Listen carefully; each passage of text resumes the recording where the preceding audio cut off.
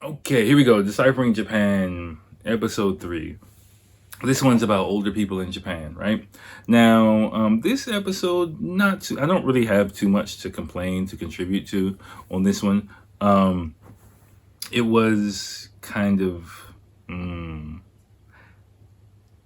accurate. I think very accurate about the situation. Some of the anecdotes, again, I think are not so much an accurate depiction of everyday elderly people in Japan, and so I don't want you to get that idea. It's good to see some of the people that they did highlight to show that there are people out there taking matters into their hands, living their life, and doing things like that.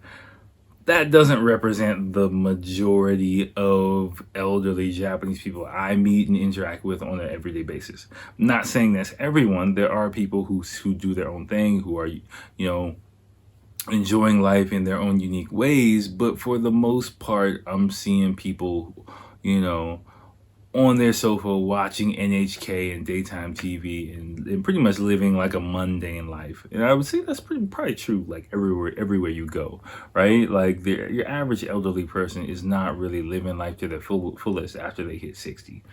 It sounds kind of sad to say, but I think it's true. I mean, I've met people who are interact with people who are surfers, people who travel, people who dance, people who drive and car enthusiasts and into fashion. I've met all these kind of people who are still elderly, but the majority Japanese people that I see and meet are just kind of like plugging away through life. So I'm pretty sure if you think about your wherever you are, that's probably pretty much the case in most ways. So it's just highlighted even more in Japan because there are just so many older people here.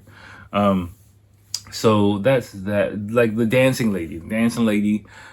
I've never seen people like that. I know one lady who's kind of elderly. She's a gilf. She's a gilf. I just call her the gilf lady. If you don't know what gilf is, like, don't Google it. I'm not gonna say it, but just I don't know. Do whatever the fuck you want. Okay, but anyway, um, GILF if you don't know. But anyway, she dances and she's enjoying her life. That's probably the one person I can think of who's kind of similar to them. But for the most part, I don't really see too many people, dancing like that and have that active spirit like her. So those just don't come to Japan expecting to see ladies like this dancing, tap dancing, break dancing all around, pop locking and shit like all over the goddamn place. You're just not gonna see that. Okay, all right. The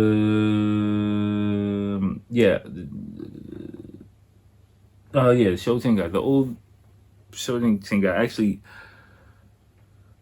know some directly. I've never been to that place, but apparently, in my direct circle, there are some people I know who live there, and I was told that this particular Shotengai or shopping arcade complex pretty much was bustling with people, and all the young people just moved away, and there's just older people left over, and that's just the way it is, and that's probably what happens in all happening all over Japan.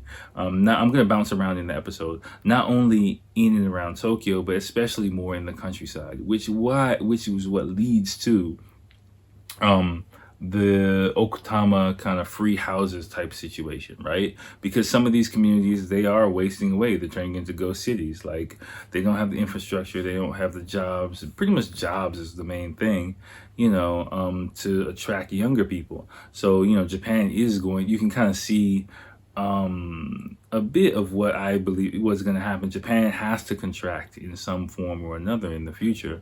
What form, what shape, I don't know. Are those communities going to just become, they're sprawled out? Are they just going to become more condensed? Are they just going to kind of close down completely and consolidate? Is it just gonna be like, fucking Walking Dead looking ass towns more and more all over Japan, and with a few other concentrated communities? I've seen some things on the news where they were talking about that, where like to attract younger people, kind of build more of a city center kind of thing, and just like let the outlying areas just kind of waste away pretty much. Those unused houses, again, owned more than likely by kids kids or things like that who live in other parts of Japan, but it's just like an old ass house in the countryside. There's no reason to go there. I read in a book that, even some of the unpaid property taxes is like no one doesn't even collect it. It's like, fuck it, what are you gonna do? You gonna foreclose on the house? Go ahead, we don't even need the shit. So they just keep ownership, and some people just don't even pay their property taxes on it, and so it just stays there, and it just wastes away. Like, that's just what happens sometimes. I'm guessing. I'm not too familiar on the issue, but just from what the episode of Deciphering Japan says, this book that I finished, and watching on the news, and just my own general sense of what's going on in Japan, that's going to be an issue that's going to need to be molded and shaped. And the new prime minister now, he's kind of hustling, bustling. I got some anecdotal evidence for someone very, very, very, very close to the government today. I can't really say exactly who this person is or how, just because,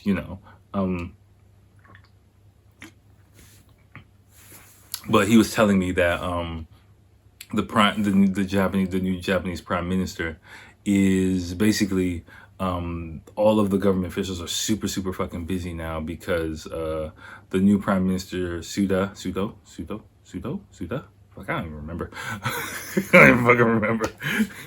Suda, I think I'm going to say Suda. He has a list of things that he wants to enact. And so he's like, yo, I need this and this and this. So pretty much all the government officials, government bureaucrats are just rushing all over the place trying to get shit done. And pretty much for two reasons, what I was told. There's two main reasons why, he's pushing so hard. One, pretty much because he has only like a 1 year window to be prime minister. Before to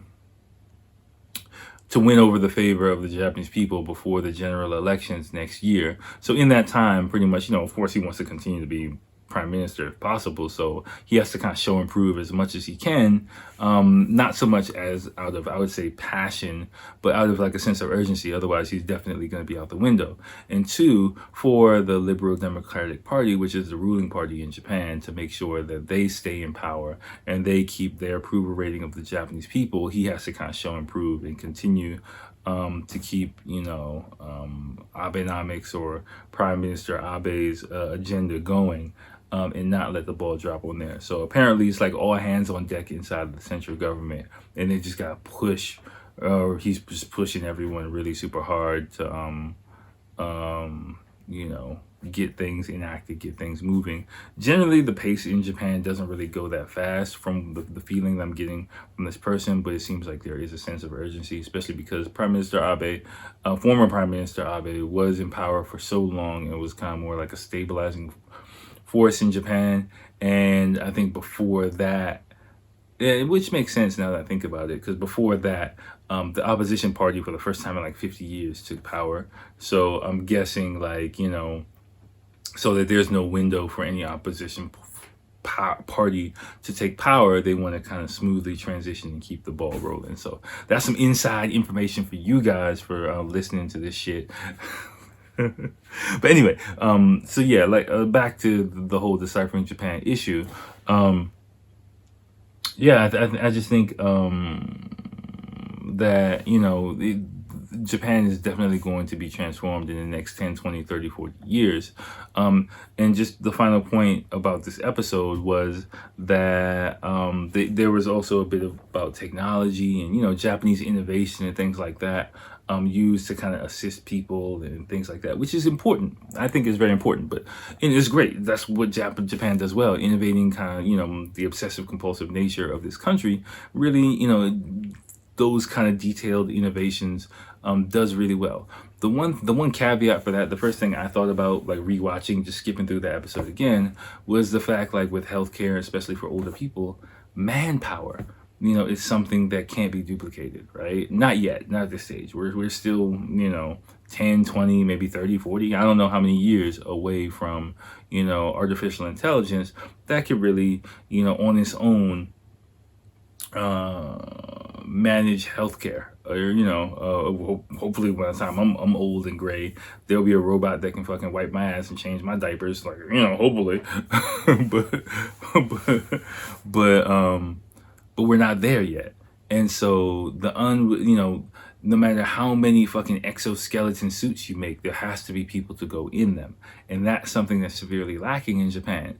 And to get that manpower in, of course, it's Japan's nature to be kind of a little bit protectionist of Japanese society in general, but there's also the cultural and language barrier. So even people who might want to come to Japan to work for the healthcare system, you still have to learn Japanese, you have to learn the culture, you have to come here, then you have to train, you have to learn the standards. There's a lot of barriers to entry of this to this country so far, and with the rate of elderly people going like this, and the number of people coming into Japan going like this, which is remaining flat. So the number of older people skyrocketing, going up, and the number of people immigrants coming in means relatively flat.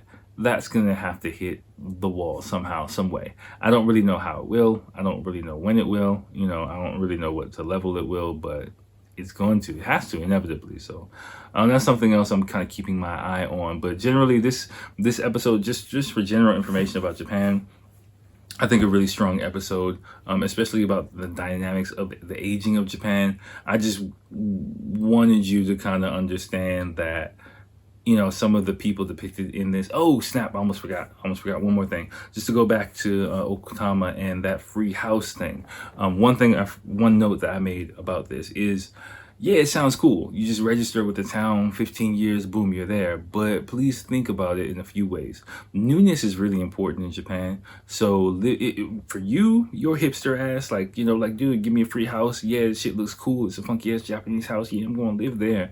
But the average Japanese person, the average Japanese family is not going to do that. Why? Because newness is important in Japan, a very, very important factor in Japan. Just research it. I'm not sure how accurate it is that it's a Shinto-related thing, but that's what I read. That's what pops into my mind. So living in a used house, let alone an old house, is not a good move for most people. A lot of those houses, they're going to be 30, 40, 50, 60 years old. Even the house that was featured in there, the mother and her kids, like, they gotta stay there, like, they gotta renovate the place, and you never know about mudslides and earthquake damage. I was talking to my mother-in-law about it, but earthquake damage might not be a big issue because in the mountains or hilly areas, you heard me say before, are much more resistant to earthquake damage. But still, like, living in the mountains far away from Tokyo, in an older house, you'll get cold. You got bugs, you got animals, you got all this shit. Like, it sounds cool, but you gotta live there for 15 years. A long ass way away from civilization. If you're like a fucking painter or like a sculptor or something like that, like, hey, it's cool, but the average Japanese family is not going to be willing to do that. So in theory, it works. In theory, it's good, but you're not going to see the massive amount of people from Japan rushing to Okutama or those kind of areas because of those type of programs. You'll get a trickle, a trickle of an increase, but generally speaking, like, the average Japanese person is not going to be willing to do that at all. So just keep that in mind as well. And yeah, and definitely take your time, watch the episode. A great episode as well, especially for people who want to know about the age dynamics in Japan. It covers a wide variety of topics. I really enjoyed it, and I think you will too.